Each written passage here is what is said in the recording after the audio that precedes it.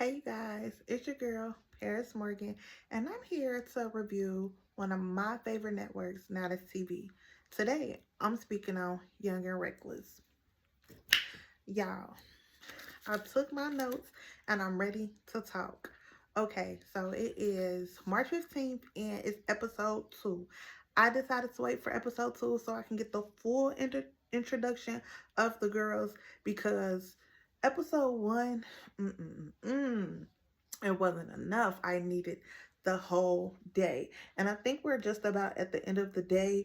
I think episode 3 is going to come in obviously at the top of what happened. But I think we're eventually going to get in day 2. But y'all, let's talk about it. So starting off, I want to say I like the cast. Um, Everything and everybody is very TV appealing. So kudos on picking out, somebody nice to look at. So it is a total of 9 return OGs this season, y'all. 9. And it's 11 newbies. So I'm going to try to talk in order. But first I'm going to just go down saying everybody's names and just telling y'all if I like them or don't like them. And I'll give my explanations as I talk about the episode. Steph, I love her. Zanaya, I got a small spot in my heart. I don't dislike her. She be popping it sometimes, and I just be like, but she makes for great TV. So I'm Team Zanaya.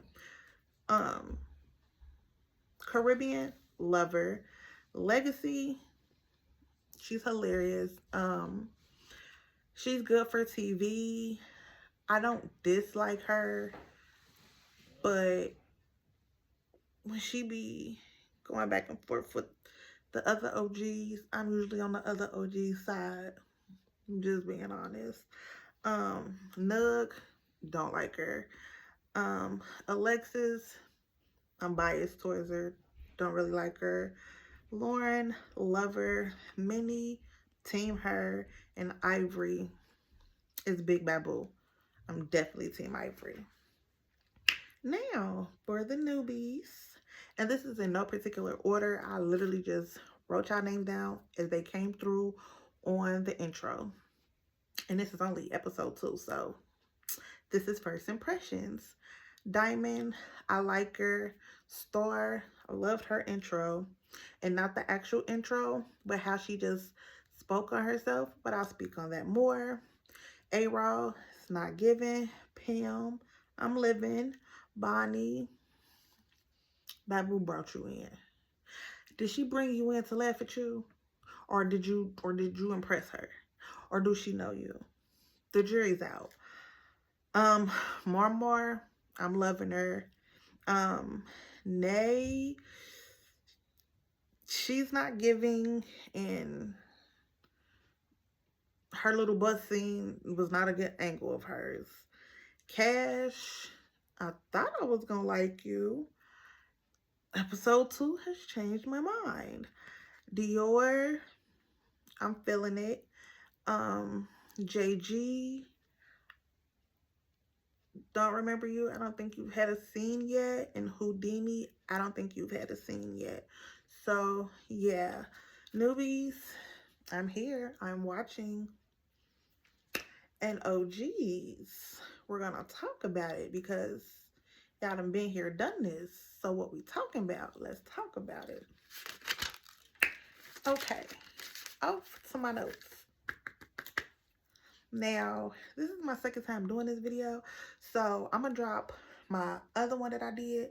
It's like a texter, but just in case I missed some things, because I know I was talking with a passion in that first one, but because I'm trying to make sure everything is in order. Nug and Minnie, I know I went into detail on that, but Nug be too pressed. Nug has nothing going on for herself. This is the most motion Nug has ever had, and it's like, get a life. I'm just so over her. And Minnie, I like her. She's actually won me over, and not only did she win me over because of accountability. Because on her first season, I was on in their argument, I was on the side of Nug, like, you drunk, you doing too much, da da da da. But that was me thinking that was going to be her. That was her character. That's how she was given. It's not. She sobered up. She can talk. She can articulate. And she stands on principle and morals. And she can stand toe-to-toe with you, Nug. And that's what you don't like about her. She's small and she be throwing them bitches with you. You ain't knocking her down. She makes you look bad. She makes us all wonder, when is Nug going to get into the ring with somebody her size? Because I don't remember who it is you fought on the last one. We just not gonna go there because I'll wait. Then it's Legacy and Diamond. Diamond was popping it on a bus to the girls on her way to the restaurant. So Diamond did what she was supposed to do.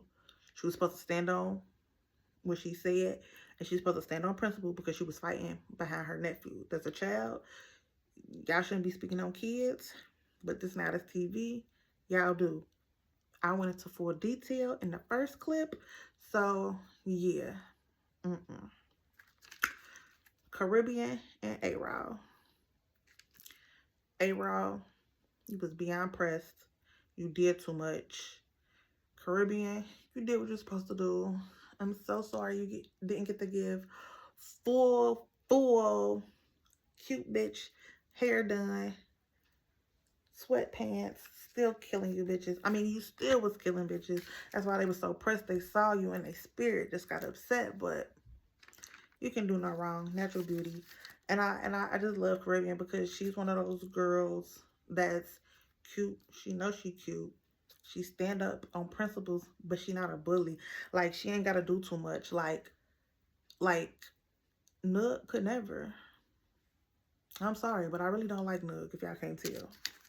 But yeah, like, relax. Nook, just relax. Marmar and Cash. Marmar took you through there, Cash. She took you through there. And you're mad. And on episode 2, once y'all got on the bus, you did express that you and the Barbie girl from the Next Network, none of the Barbies from Now That's TV, but whatever y'all went through caused you to have a real psychological breakdown, so much to the point that you were suicidal and that you were in the hospital. So that's deep, and I sympathize with you. But then you come on another network and you're fine. You're healed. Like, I don't think you can use that as a sob story and then come to another network and continue the same program. Like, no. You got tour and you Saudi. And I definitely agree with Marmar. She said what she said in the terms of, it's not a network beef. You know that girl via that network. I'm beefing with you because of the girl. I call her my sister. That's the reason. The reason is the person, not the network.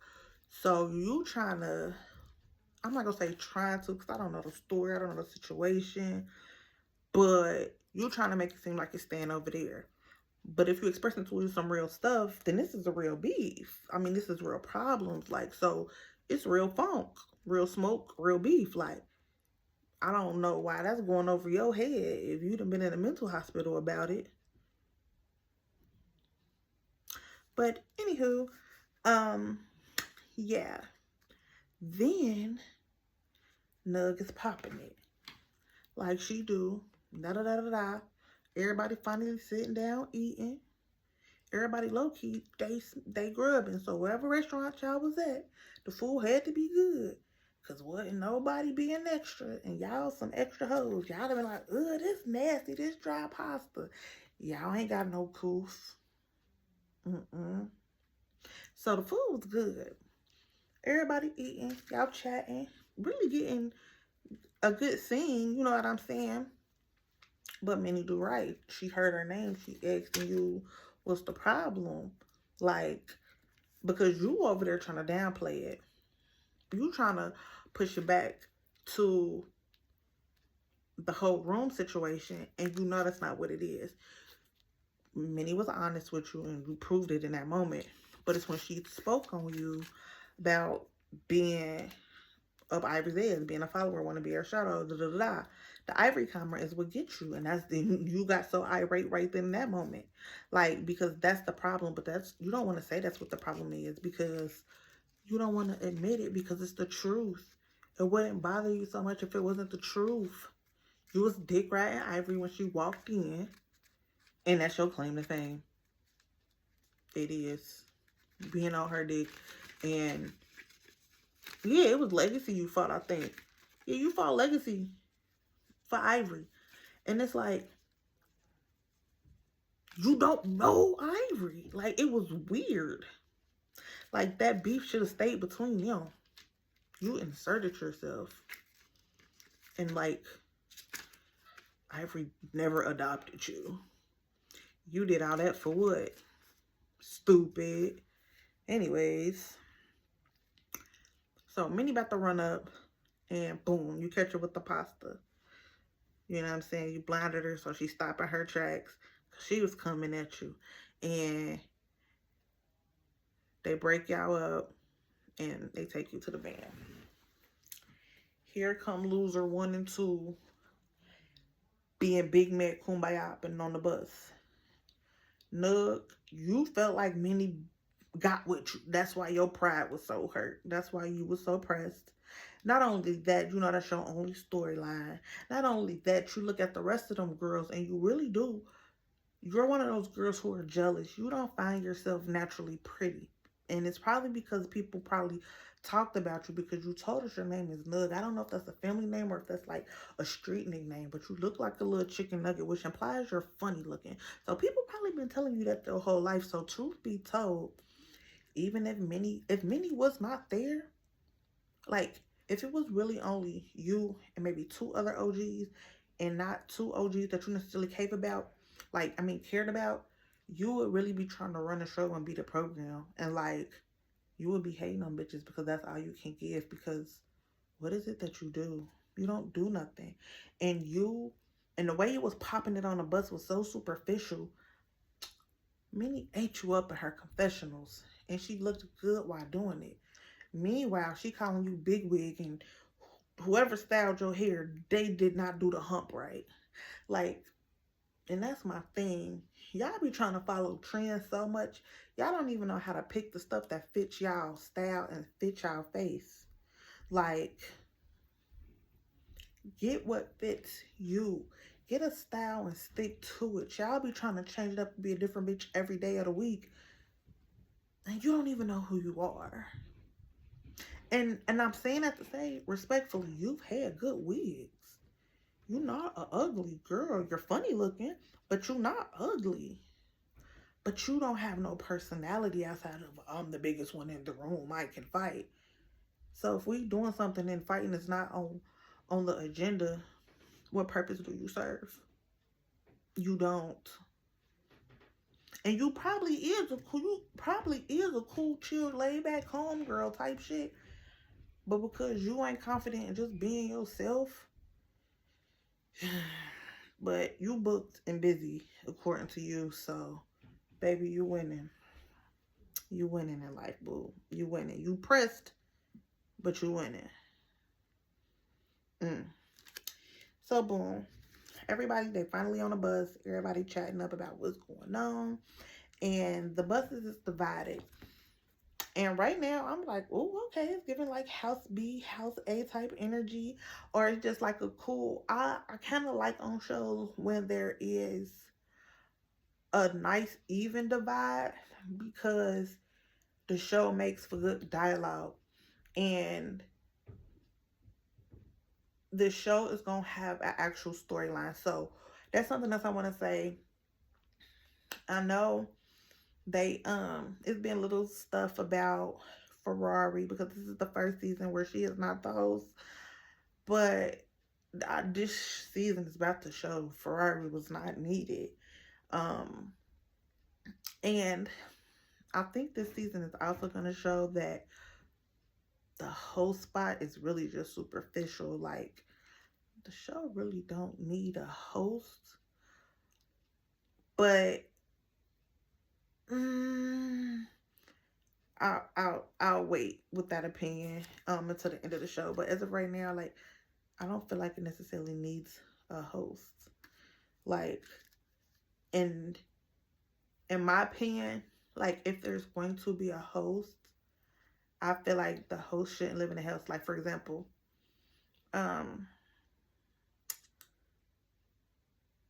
like, I just feel like one of the executive producers, one of the girls, because they all look nice, they host. So basically, like, all the scenes where Tilo and Sway have to step in to direct them to do different things, I think that's what the host should do.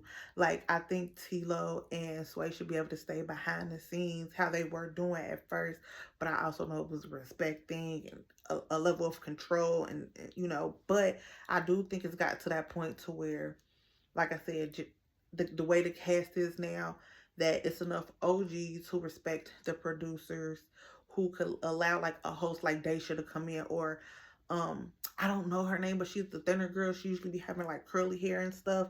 But I know she's one of the producers to come in and to be like, okay, y'all gonna do this and this for today, this and this for today, and then she's stepping off the camera because the host is not a part of the cast. They not really a part of the scene, but they'll come introduce it to the viewers and set up the scene and introduce it to the cast to let them know what they're doing for the day.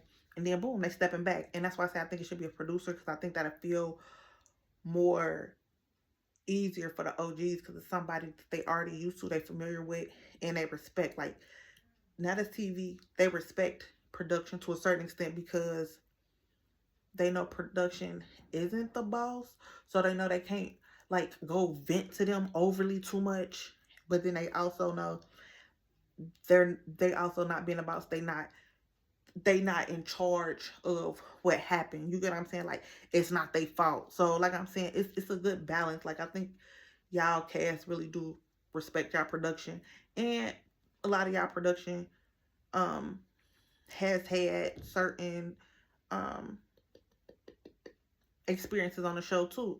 And also, I feel like Zanaya, I'm gonna say Zanaya, excuse me. Shout out to the petite girls. But Mani would be a great host because she's not trying to be a cast member, but she's has a name enough to where she's respected. And I think the girls in the house will respect her too. So, and that's like on any show, but I don't know, just my little idea. I want to drop that in there. Um, Dior and A-Rod. Okay, so A-Rod is on the bus and she popping it or whatever, and she's still venting about the Caribbean situation. And it's like, bruh, it's really dead. You did what you did. You had your moment. Like, now, why won't you just sit back, relax, and just let everybody else have their scene until you get to the house? Like, you know what I'm saying? Like, I don't know. It's like, girl, I guess you mad, you embarrassed because you ain't got a wig on and stuff. Like, but girl, that's on your own doing. Mm-hmm. But you up there venting, popping it, and you tried to get smart with Dior, and I don't understand how, because Dior said first we can step off this bus, and you tried to be like, what? Da da da da da. And you were like, oh, then you said, okay, I guess we can step off the bus. Bitch, that's you accepting the invitation. So when she got up and cracked you, it was like, I don't know. She asked you very politely to shut up. But she didn't ask you to shut up. She didn't say that. But she was trying to lead you there to like tell you to leave it alone. Like, girl, you're annoying. Move along. Like, she tried. She really tried. And you tried, and you peeped it, and that's what I'm saying. You doing all that extra shit and you just keep getting popped.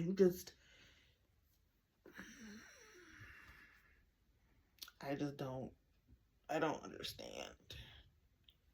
I don't understand. Like, it's girls like you that really confuse me. Like, you invest so much into looking a certain way. Like, why are you so aggressive? it's like, I feel like girls like you, and when I say girls like you, I mean girls who get their stuff done. Y'all should be great defenders. Like, y'all can fight, but you don't know that unless you attack me. Then I beat your ass. Like I just don't understand nobody who get fillers and want to get fist to the face. Like, that don't make sense to me. But, I don't know. Love yourself or something. And then Pam and Bonnie. Baby, Legacy. So I saw that clip around the time that it happened where you pulled that girl out the car and you beat her ass. And Legacy, I ain't gonna hold you. I was proud of you. I was yelling at the phone. Big Legacy, okay. Legacy to put a little weight on. She done got her one too. Like, I was proud of you. I'm like, you can do it a little bit. And then Diamond made you look little. Again, made you look like the little Legacy you always been. And then Pam was trying to get with you. And you know why you and Pam got the beef. Like, it ain't like you and Diamond, so where it's like, you was popping shit on the internet and it came back to haunt you. You know who Pam is? Pam is the girl you already dragged. Pam looked like she couldn't fight. Pam done called out Bonnie. Ivory done came in looking like the babu that she is. And that's the other thing that made me worry. Because after the first episode, I was like, I thought Ivory was on this show. I'm like, how Ivory on this show and it's her show and she ain't on the show? But she got her special introduction, which I liked because she is on the show. She just came at the end of first day. That's what I'm saying. That's why I waited until episode 2 so I can get a full, a full reaction of everything that actually went down, because not too quick. But anyways, Ivory come in. She looks beautiful. Her and Sav chill. They don't do nothing right now. Very professional. But she bring in Bonnie. Bonnie come in like she that girl. You got handpicked by Ivory. I wish I could have been on the phone when Ivory called Danye and told her about what happened with Bonnie. I wish I could have been on that phone call, because baby Pam said, welcome to Now That's TV.